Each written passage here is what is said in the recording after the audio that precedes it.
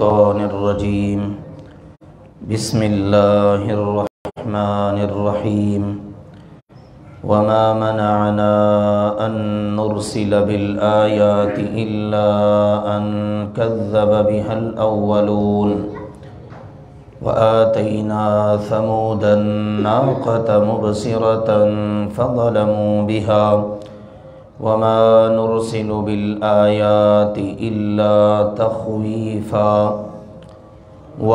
اور ما نہیں منعنا ہمیں منع کیا روکا ان کے نرسلا ہم بھیجیں بالآیاتی نشانیاں معجزات الا مگر ان اس بات نے کہ کذبا جھٹلا چکے ہیں بہا ان آیات نشانیوں معجزات کو الاولون پہلے لوگ۔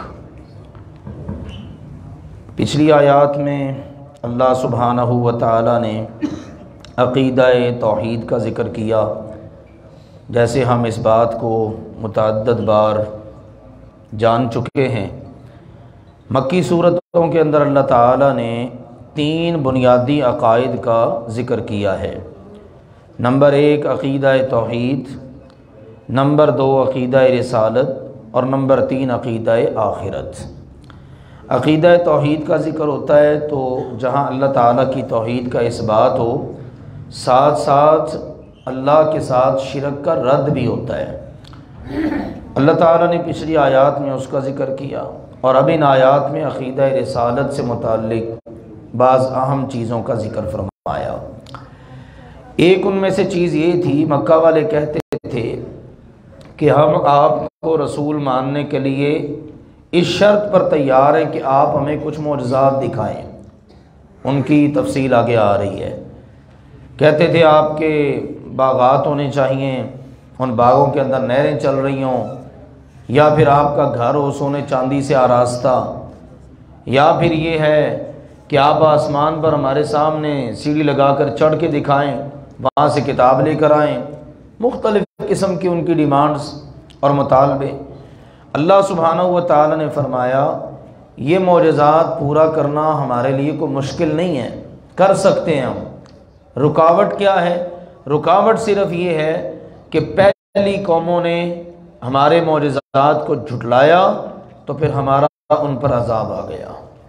تو یہ اللہ کی رحمت ہے اس امت کے لیے، بلکہ یوں کہہ لیجئے مطالبہ کرنے والے کافروں تک کے لیے بھی، کہ اللہ تعالیٰ ان کی ڈیمانڈ کے باوجود بھی اللہ معجزہ نہیں دکھاتا، اللہ کوئی معجزہ رونما نہیں فرماتا، کہیں ایسا نہ ہو کہ وہ اس کی تکذیب کریں اور پھر اس کے بعد عذاب کی لپیٹ میں آ جائیں۔ اللہ کا تو وعدہ ہے کہ اللہ وما کان اللہ لیعذبہم وانت فیہم، اے میرے مصطفیٰ کریم آپ اس قدر ان کے لیے اللہ کی رحمت ہیں کہ جب تک آپ ان میں ہیں نا، اللہ ان کو عذاب نہیں دے گا، باوجود اس کے کہ یہ مطالبہ کرتے ہیں، تقاضا کرتے ہیں، دعائیں تک کرتے ہیں کہ اللہ اگر یہ تیرا سچا رسول ہے نا تو پھر ہمارے اوپر آسمان سے پتھروں کی بارش ہی کر دے، باوجود اس کے اللہ ان کو عذاب نہیں دے گا۔ ٹھیک ہے، تو یہ نبی اکرم صلی اللہ علیہ وسلم کا رحمت ہونا اور ان کا باوجود کرنا کہ جناب معجزات دکھاؤ نا، اگر نبی رسول ہو تو کوئی معجزہ رونما کرو، ہم جو کہتے ہیں وہ کر کے دکھاؤ، ہم تمہیں رسول مان لیں گے۔ اللہ تعالیٰ نے فرمایا رکاوٹ صرف یہ ہے کہ پہلی قوموں نے جھٹلایا، پہلے انہوں نے مطالبہ کیا ہمیں معجزہ دکھاؤ فلاں، انہوں نے تقاضا کیا تھا کہ جناب اونٹنی غیر فطری طور پر پیدا ہو۔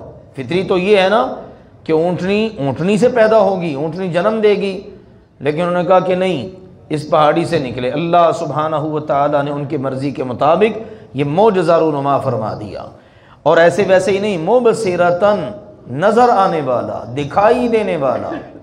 ٹھیک ہے، ان کی آنکھوں کے سامنے بالکل، انہوں نے اپنی آنکھوں سے اس معجزے کو دیکھا، ان کے سامنے پہاڑ میں سے اونٹنی نکل رہی ہے، اور یہ کتنا بڑا معجزہ ہو سکتا ہے، عقل حیران، بندہ دنگ رہ جاتا ہے دیکھنے والا کہ یار یہ کیسے ہو گیا۔ اللہ تعالیٰ نے فرمایا اب چونکہ انہوں نے تقاضا کیا تھا، ہم نے ان کی مرضی کے مطابق ان کو یہ معجزہ دے دیا، لیکن فظلموا، پس انہوں نے ظلم کیا، بہا، اس پر، اس اونٹنی کے ساتھ ہی ظلم کیا، اس کی کونچیں، اس کی ٹانگیں کاٹ دی ظالموں نے، اور اللہ سبحانہ و تعالیٰ کے اتنے بڑے معجزے کا انکار کر دیا۔ پھر صیحہ، زوردار چیخ، آواز اور رجفہ، زلزلے کے ساتھ اللہ تعالیٰ نے ان کو صفحہ ہستی سے مٹا کے رکھ دیا۔ تو اللہ تعالیٰ نے فرمایا مکہ والے بھی بڑے ڈیمانڈز کرتے ہیں، بڑا تقاضا کرتے ہیں، اگر اللہ نے ان کی مرضی کے مطابق معجزہ دے دیا نا، پھر انہوں نے نہ مانا تو عذاب آ جائے گا۔ اس لیے اللہ کی رحمت ہے کہ اللہ ان کی مرضی کے مطابق معجزہ دے نہیں رہا، کیونکہ انہوں میں نے بھی نہیں ماننا، اور ممکن ہے یہ نہ مانیں گے تو ان کی نسلوں میں سے آگے کوئی مسلمان پیدا ہو جائے، اور ہوا بھی ایسا ہی۔ اللہ نے فرمایا وَمَا نُرْسِلُ، اور نہیں بھیجتے ہم، اور ما نہیں، نرسلو، ہم بھیجتے، بالآیات، آیات، معجزات، نشانیاں، الا، مگر، تخویفا، ڈرانے کے لیے۔ مقصد یہ ہوتا ہے کہ قوم ڈر جائے، دیکھے کہ اللہ تعالیٰ اتنا بڑا کام اللہ نے کر دیا، اللہ یہ کر سکتا ہے تو اللہ کچھ بھی کر سکتا ہے۔ اس کا مطلب ہے کہ اللہ کا رسول سچا ہے۔ اس لیے قرآن پاک میں آتا ہے بڑے رسول نبی آئے، لیکن کسی نبی رسول کی قوم کو اس کے ایمان نے فائدہ نہیں دیا سوائے یونس علیہ السلام کی قوم کے۔ یونس علیہ السلام نکل گئے، قوم سمجھ گئی لو بھائی اللہ والا چلا گیا ہے، تو اب اس کا مطلب ہے کہ عذاب آیا ہی آیا، سب نکلے، ٹھیک ہے، تو سب نے نکل کر اللہ کی بارگاہ میں سچی توبہ کر لی۔ اللہ نے کہا فَنَفَعَهَا ایمانُهَا، ان کے ایمان نے ان کو فائدہ دے دیا۔ تو مقصد کہنے کا یہ ہے کہ اللہ تعالیٰ ڈراوے کے لیے اپنی نشانیاں دکھاتا ہے، معجزات دکھاتا ہے، اگر کوئی قوم نہ مانے پھر اللہ سبحانہ و تعالیٰ ان کی پکڑ کرتا ہے کہ اب بھی نہیں ماننے تو انہوں نے کب ماننا ہے۔ جس قوم نے ماننا ہی نہیں ہے باوجود معجزات دیکھنے کے، پھر اس قوم کا زمین پر رہنے کا حق نہیں بنتا۔ ویسے تو اس امت کے لیے بہت بڑے بڑے معجزات، رسول اکرم صلی اللہ علیہ وسلم کی ذات پاک بذات خود کسی معجزے سے کم نہیں، اور قرآن پاک سبحان اللہ رہتی دنیا تک ایسا زبردست معجزہ ہے، آج تک نہ کوئی اس کا جواب دے سکا ہے، نہ قیامت تک دے سکے گا۔ اصل میں اللہ تعالیٰ نے معجزے، یہ نہیں ہے کہ اللہ تعالیٰ ایسے ہی جو منہ اٹھائے تقاضا کرے اللہ اس کی ڈیمانڈ پوری کرنا شروع کر دے، پھر اللہ کس کس کی ڈیمانڈ پوری کرے گا۔ اصل میں معجزہ جو ہوتا ہے نا اس کو سمجھنے کی ضرورت ہے۔ معجزہ اللہ وقت کی ضرورت کے مطابق ہی دیتا ہے۔ موسیٰ علیہ السلام کے دور میں جادو سر چڑھا ہوا تھا جناب، عروج کو تھا، اللہ تعالیٰ نے اس کے توڑ کے لیے اسی طرح کا معجزہ عطا کر دیا۔ عیسیٰ علیہ السلام کے دور میں طب عروج پر تھی، اللہ نے اس کے توڑ کے لیے عیسیٰ علیہ السلام کو اس کے مطابق معجزہ دیا۔ نبی اکرم صلی اللہ علیہ وسلم کے دور مبارک کے اندر خطابت، بولنا، ٹھیک ہے نا، اسی طرح سے یہ لکھنا، یہ تحریر، شاعر، اس قسم کے لوگ، خطیب لوگ، ان کا عروج تھا، اللہ سبحانہ و تعالیٰ نے اسی کی مناسبت سے دے دیا۔ اور ان من الکلام لسحر، بعض کلام جو ہوتے ہیں نا وہ جادو کا سا اثر رکھتے ہیں، اور یہ تو ہمیشہ کے لیے ہے۔ تو یہ دائمی معجزہ اللہ نے قرآن پاک کی شکل میں عطا کر دیا ہے، اور آج بھی دیکھیے اللہ کے فضل و کرم سے دنیا کے اندر یہ قرآن اپنا لوہا منوا لیتا ہے۔ تو اللہ سبحانہ و تعالیٰ نے فرمایا ہم یہ جو معجزات دیتے ہیں نا صرف ڈرانے کے لیے دیتے ہیں۔ ایک اور معجزہ ہے جو دکھایا گیا، دیا گیا، نہیں مانے، نہ ماننے والے، فرمایا وَإِذْ، اور جب، قُلْنَا، ہم نے کہا، لَكَ، آپ صلی اللہ علیہ وسلم سے، اِنَّا، بے شک، رَبَّكَ، آپ کا رب، احاطہ، گھیرے ہوئے ہے، احاطہ کیے ہوئے ہے، بالناس، لوگوں کا۔ یہ آپ سے مطالبہ کرتے ہیں، نہیں مانتے نہ مانے، لیکن یہ آپ کو نقصان نہیں پہنچا سکتے، کیونکہ ان کا احاطہ اور ان کا گھیرا اللہ نے کر رکھا ہے۔ تو جس کو اللہ تعالیٰ گھیر رکھے نا وہ پھر اللہ کی گرفت سے نکل نہیں سکتا۔ تو یہ جتنی مرضی کوششیں کر لیں، جیسے پچھلی آیات میں ہم نے پڑھا بھی، بعض کوششیں انہوں نے کی بھی نبی اکرم صلی اللہ علیہ وسلم کو نقصان پہنچانے کے لیے، لیکن وہ آپ کا نقصان کر ہی نہیں سکے۔ اللہ سبحانہ و تعالیٰ نے اپنے وعدوں کو پورا کیا۔ فرمایا وا، اور ما نہیں، جعلنا، ہم نے بنایا، الرؤیا، اس منظر کو، التی، وہ جو، ارینا کا ہم نے آپ صلی اللہ علیہ وسلم کو دکھایا الا مگر فتنتن آزمائش للناس انسانوں کے لیے۔ اس منظر سے مراد اس سورت کی پہلی آیت ہے جو اسراء اور معراج کے واقعہ کی نشاندہی کرتی ہے۔ یعنی معراج کے سفر میں اللہ سبحانہ و تعالیٰ نے آپ کو جو مناظر دکھائے ان سب کا مقصد کیا تھا؟ لوگوں کی آزمائش ہو جائے، امتحان ہو جائے۔ کون ہے؟ جو اسی رسول کہ جس رسول کو وہ 40 سال تک صادق کہتے رہے کہ ما جربنا علیک الا صدقا، ہم نے آپ پر جتنے بھی تجربے کیے سچائی پایا ہے۔ اب وہی رسول یہ خبر دے رہا ہے کہ میں جناب راتوں رات زمین سے زمین کا اور زمین سے آسمانوں کا سفر کر کے آیا ہوں۔ اب ہم نے دیکھنا کون اس کی بات مانتا اور کون نہیں مانتا۔ ٹھیک ہے، نہ ماننے والے بد نصیبوں نے نہیں مانی، ٹھیک ہے، جن کے دلوں کے اندر بیماری تھی، ٹیڑھ پن تھا، اور جو قلب سلیم والے تھے، مسلمان دل والے، سبحان اللہ، اور اپنے قول فعل کے سچے تھے، انہوں نے مان لیا۔ والذی جاء بالصدق وصدق به اولئک هم المتقون، یہ رسول سچ لے کر آیا ہے اور اس رسول کی جس نے تصدیق کر دی یہ سارے کے سارے متقی ہیں۔ تو فرمایا ہم نے لوگوں کے لیے اس کو آزمائش بنا دیا، فتنہ، امتحان بن گیا۔ والشجرۃ، اور درخت، الملعونۃ، جس پر لعنت کی گئی، فی القرآن، قرآن میں۔ یہ جو شجر ملعونہ ہے اس کو بھی اللہ نے کیا کر دیا؟ لوگوں کے لیے آزمائش بنا دیا۔ اس کا ذکر قرآن پاک میں 2 جگہوں پر ہے۔ ان شجرۃ الزقوم طعام الاثیم، یہ جو زقوم کا درخت ہے نا، یہ مراد ہے، اس سے یہ گناہ گاروں کا کھانا ہوگا۔ اور اسی طرح اللہ سبحانہ و تعالیٰ نے ایک جگہ کہا ہے سورہ الصافات کے اندر کہ وہ اگتا ہے فی سواء الجحیم، جہنم کی بالکل تہ سے۔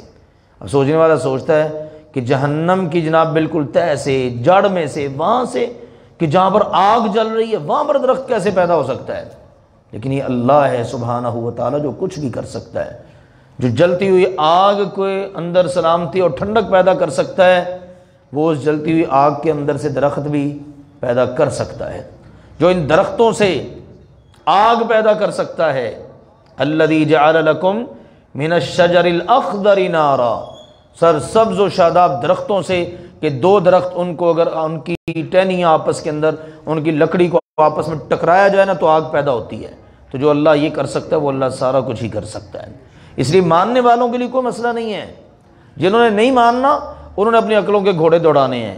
اچھا یہ کیسے ہو سکتا ہے، یہ تو ہماری سمجھ میں آتا ہی نہیں، عقل تو اس کو تسلیم ہی نہیں کرتی، پھر اس کے نتیجے میں وہ انکار کرستہ اختیار کرتے ہیں۔ اللہ نے فرمایا وَنُخَوِّفُهُمْ، اور ہم انہیں خوف دلاتے ہیں، ہم انہیں ڈراتے ہیں، یہ چیزیں بیان کر کر کے۔ کبھی اللہ سبحانہ و تعالیٰ کے عذابوں کا ذکر ہوتا ہے، کبھی مثالیں ذکر ہوتی ہیں، کبھی حالات اور واقعات کا ذکر ہوتا ہے، لیکن اس سب کے باوجود فما، پس نہیں، یزیدہم، یہ ڈر خوف دلانا ان کو زیادہ کرتا، الا مگر، طغیانا، سرکشی میں، کبیرہ، بہت بڑی۔ جیسے جیسے ہم ان کو ڈراتے چلے جاتے ہیں ان کے دل اتنے سخت ہو چکے ہیں ان پر اثر نہیں ہوتا، وہ سرکشی میں اور زیادہ بڑھتے چلے جاتے ہیں۔ حالانکہ ہونا تو یہ چاہیے، اگر دلوں کے اندر نرمی ہے، دلوں کے اندر کوئی اللہ سبحانہ و تعالیٰ کی طرف سے کوئی خوف ہے تو ان کے دل اس کی طرف مائل ہوں کہ یار ایسی ایسی دلیلیں دے کر اللہ نے بات سمجھائی ہے تو تسلیم کر لینا چاہیے، لیکن تسلیم نہیں کرتے، سرکشی بڑھتی چلی جاتی ہے کیونکہ یہ دلوں کی سختی کی علامت ہے۔ وَمَا مَنَعَنَا أَن نُرْسِلَ بِالْآيَاتِ، اور نہیں ہمیں روکا اس بات سے کہ ہم نشانیاں یا معجزات بھیجیں، إِلَّا مگر أَن كَذَّبَ بِهَا الْأَوَّلُونَ، اس بات نے کہ ان نشانیوں معجزات کو پہلے والے لوگ جھٹلا چکے ہیں اور اس کا خمیازہ بھگت چکے ہیں۔ وَآتَيْنَا ثَمُودَ النَّاقَةَ مُبْصِرَةً فَظَلَمُوا بِهَا، اور ہم نے قوم ثمود کو اونٹنی دی، معجزہ دکھائی دینے والا، لیکن انہوں نے اس کے ساتھ ظلم کیا۔